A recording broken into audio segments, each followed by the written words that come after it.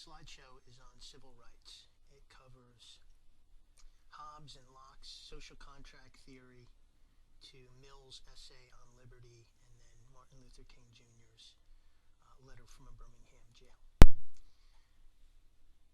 We can see civil rights throughout the history of political philosophy, but the social contract theories, which first started coming into being around the 1600s and 1700s, is the first clear statement for our times, and which were very influential in America. The first premise is that humans have a government-free natural state that they were originally born into before all the big governments and countries and nations and societies came into being. So this original state of nature is one of freedom. It would be families or tribes. It's not that there's no society at all, but the social bonds are very loose, and you get to try to fight for yourself much more freely than you can in our society. Men, Locke describes it as men living together according to reason and without a government. So one enters society for one's own advantage. You wouldn't enter it if entering into a society would be disadvantageous, which would, why would you become a citizen of a country if that meant becoming a slave? That's an example. Why would you enter a society if that meant that you would have no freedoms, or you'd be giving up freedom of speech or something like that? And the way that social contract theory is set up is it's a limitation on government. It's a limitation on the king's ability to do things to the king's subjects, and that was Hobbes and Locke's time, because they were English. Hobbes lived at a time when Charles I had been beheaded, so actually Parliament had taken power, but Parliament could be just as tyrannical as a king, especially back then in the 1600s. So what are the limits on any kind of governmental power? And you have the ability to criticize the government based on what you are giving up and what you would expect to get. You would expect to be better off. Premise 2 of social contract theory is that there's some sort of natural moral law. This moral law is nothing other than human reason. So in a way, you could also call it egoistic prudence, rational self-preservation, or enlightened self-interest. That is, that's when you see your self-interest as being connected to societies in some way.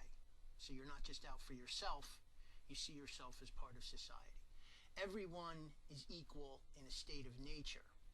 So Locke tells us that we should, through human reason, respect life, health, liberty, and possessions. Don't try to take what other people have. Don't try to take their life. Don't try to do anything that would hurt their health. Don't try to enslave them. These are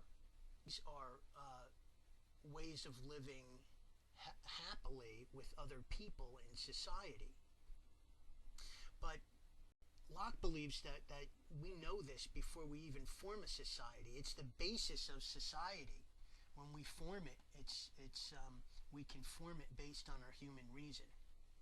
And that means that we can criticize it and question it and live by laws rather than by the whim of a king. Hobbes, on the other hand, gives us a set of reasonable rules to follow. Be peaceful. Don't go around starting wars with people. Don't try to kill people. Be peaceful. Be willing to give up your rights in order to create peace if the other people are willing to give up their rights. So if I give up my right to kill you, I expect you to give up your right to kill me. And once we've given up those rights, we can trust each other. And now if anyone tries to kill you or me, we can work together to protect ourselves and to achieve, results, whatever those results are. We can work together farming or building houses and things.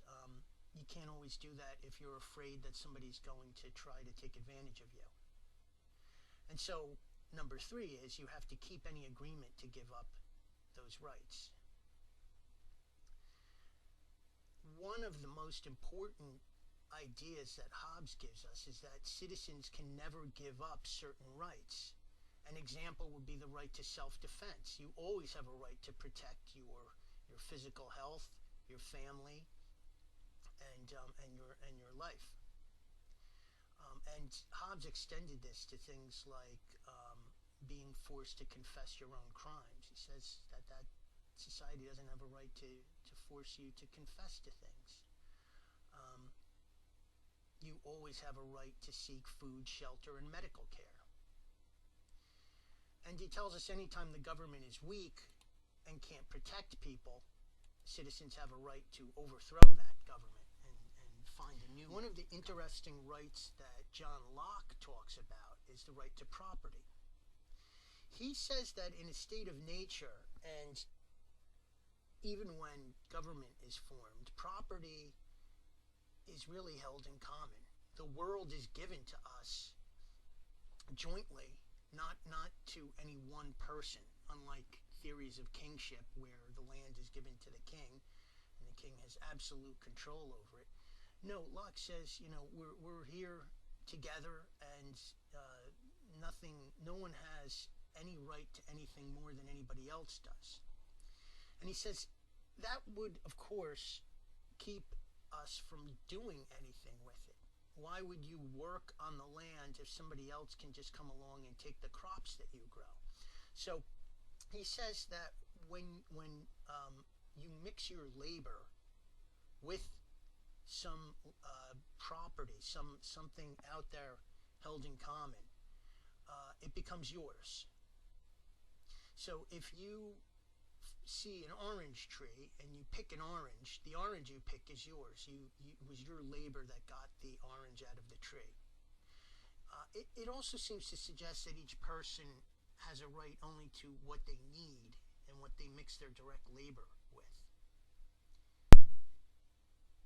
Now, Mill on Liberty, a famous essay, very influential. Where does the power of government end? Where does the individual's rights begin? These are the questions that he tries to answer. And one of his premises is that government's power is limited to protecting people from other people. And a second premise is that the government does not have the right to protect people from their own bad choices or beliefs. The appropriate region of human liberty, Mill tells us, comprises the inward domain of consciousness. And he lists certain freedoms. There's a freedom of conscience. There's a freedom of opinion on any matter, whatever it is. That could include politics. That could include religion. And the freedom of thought and feeling. How does this list compare to your own? Do you think he should add more to it? What are the reasons for Mill's argument here? Well, the reason is known as fallibilism. Silencing opinions, he tells us, is bad because, of course, the opinion might be true, or it might have some truth to it that we could find. We may realize when we test a theory that it's partly right in some important way, and thus we get to improve our own theory, the socially accepted theory.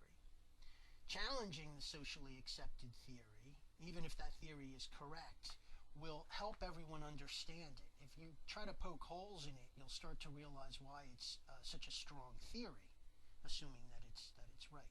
And this is known as the theory of fallibilism. We as humans are fallible, so we need to be open to questioning just about everything.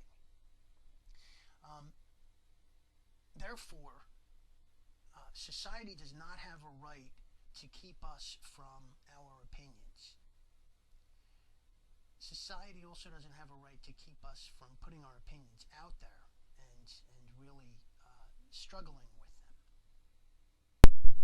Okay, now I'm going to switch gears and we're going to look at Dr. Martin Luther King Jr.'s letter from a Birmingham jail.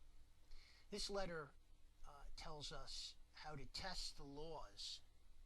And sometimes when laws are found to be lacking, we develop a greater sense of civil rights. Laws, he tells us, may be just or unjust. An unjust law is not a law at all. An example of this is segregation. Segregation will distort the soul and damage the personality by giving a false sense of superiority to one group and a false sense of inferiority to another group. The way it does this, of course, is that it separates two people and it creates a barrier between them. It makes them feel different.